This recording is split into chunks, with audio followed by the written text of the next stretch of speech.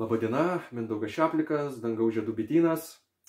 Šiandieną bus specialus video reportažas iš medaus sukimo vietos, nes labai daug žmonių pageidavo pamatyti, kaipgi vyksta tas medkopis gruodžio mėnesį. Kaip atakiuojami yra rėmeliai, kaip bėga tas medus, ar nesikristalizuoja medus kuriuose. Tai va šiandieną apie tai ir pašnekėsime. Ir čia labai mums tiks viena vedinė mantra, kuris skambėtų taip. Oma gyana timirandas ja, genandžana šalakaja, šakšurun militam jana, tasmai šį guruvė namaha. Į lietuvių kalbą išvertus tai gautųsi taip. Aš gimiau tamsiausių neišmanėlių, bet mano dvasinis mokytojas, pašvieti žinojimo žiburių, atvėrė man akis. Su didžiausia pagarba aš jam lenkiuosi. Tai va, tai linkiu šiais metais visiems žmonėms tos žinojimo šviesos, kad jie sugebėtų mokintis iš protingų žmonių, kad jų neišmanimo tamsos kelias būtų apšviestas žinojimo šviesa.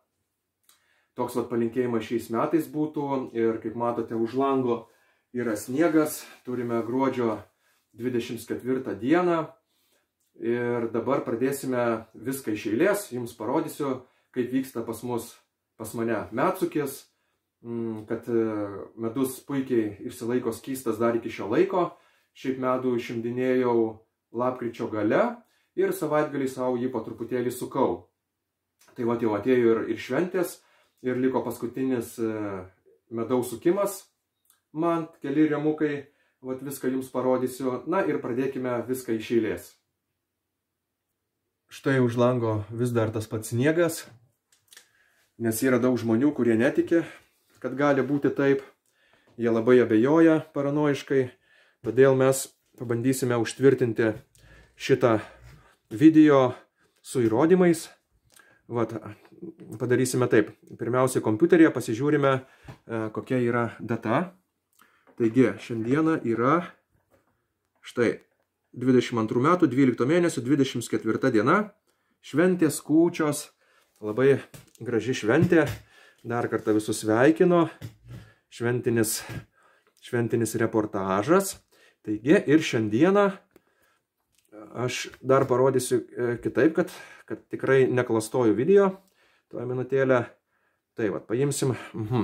Dabar pasižiūrėsime. Aš dabar dedu naują puslapį Google paieškoje ir suvedu orai šiandieną. Taip. Šiandieną spaudžiu.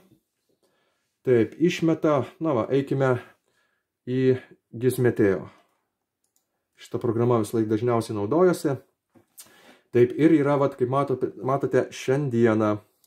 Šiandieną yra, vat, gruodžio 24 diena, šeštadienis, šiandien yra -6 ir +2. O jeigu dar tiksliau, dabar yra štai, vat, didelėmis raidėmis gruodžio 24, šeštadienis, 11 valandų 06 minutės, yra 0 laipsnių, pojūtis -4, apniukę, na va tai vat, Vilniuje. Imame sostinę Lietuvos, kad tikrai viskas būtų tvarkinga. Vat, tai dabar judėsime prie medsukio, perkeldinėsiu po truputėlį kamerą į savo medaus sukimo vietą. Vat yra paskutiniai rėmukai, jau 7. Kaip sakiau, baigiau sukti medų. Štai čia yra tokia vonelė. Čia medus dar likęs. Vat už lango lygiai dar tas pats sniegas. Ir dabar nustatysiu kamerą į gerą poziciją. Paimsiu vat šitus rėmukus. Ir mes su atakiavimo šakute, štai va tokia, bandysime atakuoti rėmelius ir dėti juos į medsukį. Va čia yra dar medsukyje išsuktas medus, skystas, pabandysime irgi atsukti kranelį, pasižiūrėti, kaip tas medus bėga, kad visi įsitikintų, kad tai yra tiesa. Ir papasakosiu jums visas subtilybės, kuomet yra medus sukamas gruodžio mėnesį. Na ir pereikime prie pagrindinio dalyko, tai yra korių atakiavimas. Traukiame rėmuką iš tos spietinės. Štai, turime aukštą rėmą, kuris yra užpildytas iki pusės medumi. Čia jau mes šito dalyko nekontroliuojame, bitės kiek prineša, tik prineša, būna pilnesni rėmukai, būna tuštesni rėmukai, bet vidutiniškai kažkur būna, nu, o tai, vat, per sprindį. Aišku, stiprios šeimos prineša ir daugiau. Tai aš naudojuosi štai va tokia atakiavimo šakute. Pasidalinsiu savo patirtimis tais bitininkais, kurie irgi bitininkauja aukštais rėmeliais. Tai nenaudoju jokių peilių. Kodėl nenaudoju? Nes rėmukas yra didelis ir bitės nelygiai siūna korius dažniausiai, jie būna tokie truputėlį banguoti, nes korys yra didelis. Todėl tu su peiliu braukdamas, nu, nenubrauksi taip gerai kaip su šakute, nes šakutė pagal rėmelio reljefą tu gali puikiai nuimti tuos vaško dangtelius. Tai šakutė štai yra tokia, jinai yra truputėlį, jeigu vat, matosi iš šono, su užlenktais dantukais. Vat aš ją pirkau tiesę, bet užlenkiau dantukus, dantukus šitus tam, kad būtų geriau atakiuoti, lengviau su jais. Vat, ir aš paimu šitą šakutę ir braukiu, o tai va tiesiog atakiuojant medų, tokiais va trumpais judesiais.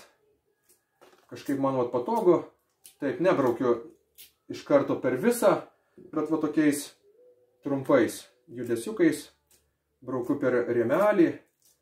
Man tada gražiai atakiuojasi, va, žiūrėkite, dabar atakiuojam rėmuką ir medus yra visiškai skystas. Tikiuosi per langą matosi dar tas pats sniegas, žiema, kūčios, tai va kūčiom šiandieną turėsiu šviežio medaus, ką tik tai išsukto. Va, žiūrėkite, kaip gražiai auksinis medus. Čia yra vasaros medus, šviesus dažniausiai būna pavasario, vasaros. Rudenį būna jisai tamsesnis, lipčius, grikiai, o vasara reiškia žiedai, vasaros žiedų būna. Tai pas kai kuriuos žmonės medus kristalizuojasi, aš nieko nesakau. Medaus kristalizacija priklauso nuo augalų esančių aplinkuje. Tai jeigu pas jūs aplinkų rapsų laukai ar pienių laukai, tada medus taip, jisai kristalizuosis. Be abejonės. Pas mane, o jeigu pas jūs daugmaž tokia švaresnė aplinka, kur nėra ten tų rapsų laukų, tai tada medus nesikristalizuoja. Štai prašau, vienas rėmukas, nuimtas šviesus medutis. Štai parodysiu dar iš arčiau, kad visi patikėtų. O pabandysiu parodyti jums taip ir dar pirštu pabrauksiu, kad reiškia tas medus jisai teka, skystas, bėga. Žiūrėkite, bėga. Tikiuosi matosi gerai. Va, štai, medus bėga. Tai va, tai tokį rėmuką aš dedu į medsukį. Dėl užtikrintumo, atidėsiu medsukį. Dėl užtikrintumo imu dar vieną rėmuką. Kad sakytume, tik tai vieną rėmą turiu. Šiais metais iš 2 bitynų prisukau kažkur 500 kg medaus. Vat, čia yra truputėlį tamsesnis medus. Vat, imame dar vieną. Čia truputėlį palamdytas. Na, eisime prie štai. Truputėlį tamsesnis. Čia gali būti vat, rudens medus. Ir matot, jis tirštas. Jis toksai, aišku, šitie rėmukai jau pastovėję apie mėnesį namuose. Tai jie tikrai yra atšilę. O šiaip aš palaikau kažkur 2-3 dienas rėmukus namuose. Ir jie atšyla ir puikiai tas medus išsisuka. Tai va, tai medaus kristalizacija priklauso nuo augalų esančio aplinkui. Jeigu, kaip minėjau, pas jūs yra rapsai, tada medus kristalizuosis ir jums teks sukti medų rudenį kaip ir visiems, arba po rapsų žydėjimo išsisukti. O jeigu pas jūs aplinkui miškai, pievos, pelkės, grikių laukai, liepos, tada medus nesikristalizuoja. Aišku, būna ir išimčių, aš nieko nesakau. Šiais metais išsukau, na, kažkur turbūt, grubiai tariant, dabar pagalvosiu, čia buvo 280, ten 103-4, kažkur apie 500 rėmelių išsukau. Tai bendra tendencija buvo kažkur galbūt 5 procentai rėmukų buvo medus truputėlį pasikristalizavęs. Bet jis nebūna taip, kad visas rėmas susikristalizuoja. Jis būna taip tokiais lopinėliais, vienur pasikristalizavęs, kitur, trečiur. Bet esmė tokia, kad tie 5 procentai rėmelių, tarkim iš 100 rėmelių, kokie 5 rėmelius reikia perlydyti man. Bet tai yra ta kaina, kurią aš moku už šitą natūralų bitininkavimą.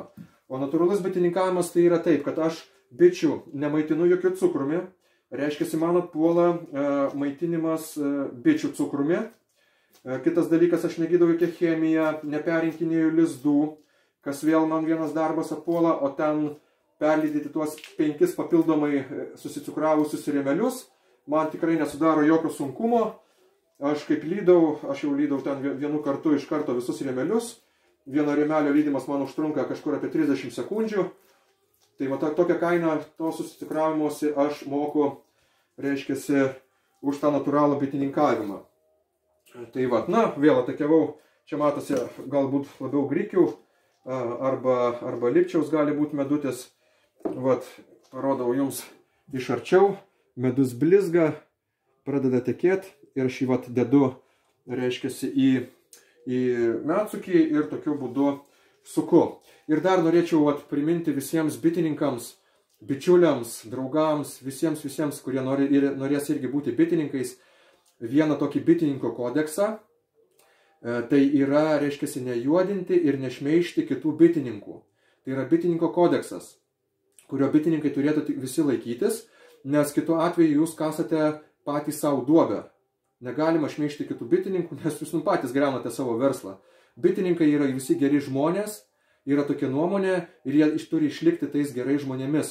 Todėl dar kartą linkiu visiems bitininkams, būkite tikri bitininkai, laikykitės bitininko kodekso, girkite kitus bitininkus, girkite produkciją, nes medus jisai turi populiarėti. Tai yra natūralus dalykas, kuris yra be galo sveikas. Stiprina imunitetą, gydo nuo visų ligų, vienu žodžiu, tai yra vaistas. Medus nėra maistas, medus yra vaistas. O ypatingai toks medus, kuris yra išlaikytas iki vos ne žiemos, išbrandintas. Ir jisai yra pats geriausias produktas pasaulyje. Dar noriu pasakyti vieną dalyką, kad žmonės irgi klausia, ar būna nektaro, kartais mato nektaro pačioje. Tai būna nektaro, bet tas nektaras jisai būna tirštas, jis jau būna toksai prie pat ribos, jis nebūna skystas kaip vandenėlis. Nes šitas nektaras, jisai yra susidaręs ne dėl to, kad mes per anksti atimėme iš bičių korius ir bitės, kaip sakyti, nespėjo jų užakiuoti. O mes paėmėme rėmelius vėlai rudenį ir tas nektaras yra tirštas dėl to, kad bitės tiesiog neturėjo laiko jo užakiuoti, o ne dėl to, kad mes atimėm iš bičių medų. Tai būna nektaro, viskas tvarkoja, bet jeigu medus yra tinkamai saugomas, tai yra šaltai ir tamsiai, medus niekada nesuputos. Aš laikau taip medų ir pas mane nei kart medus nesuputoja. Aišku, būna kartais, kad ir suputoja pas žmonės visko. Tai dabar dėsiu šitą rėmuką į medsukį ir eisime prie medsukio.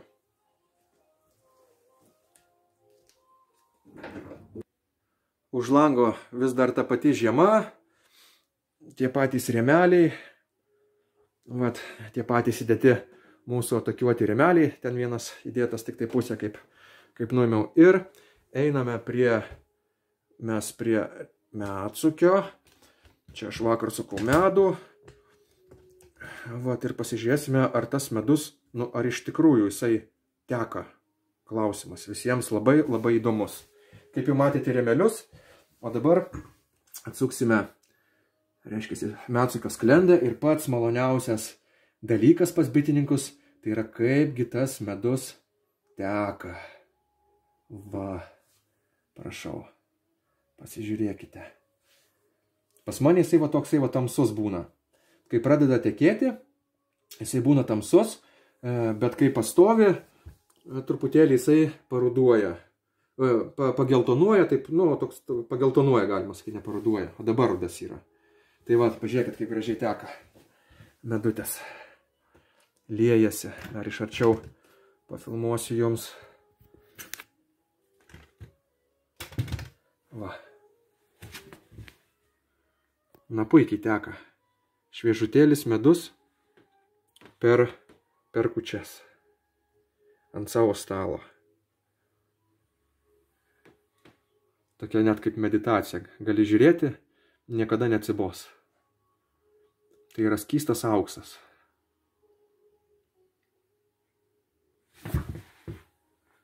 Iš šoniuko. Gražiai veržiasi. Rudas. Visų metų medus. Pavasario, vasario, rudens. Pievų gėlių, miško augalų, grikių, lipčiaus medus, liepų. Na, visų augaliukų. Vieną kartą. Vaistas. Tai va, medutis teka.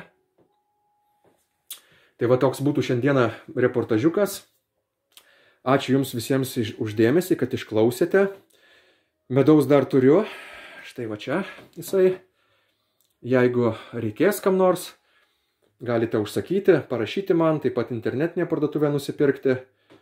Va, žiema. Kas man dar vienas dalykas labai patinka, medaus sukimas žiemą, tai yra, kad nėra jokių vabzdžių. Nieks neskraido, tu savo ramiai gali išsisukti medų, be jokio streso, neskubėdamas, nes viskas jau rimsta. Žiemą ramu ir mėgautis štai tokiu nuostabiu medumi. Tai ačiū jums už dėmesį ir iki.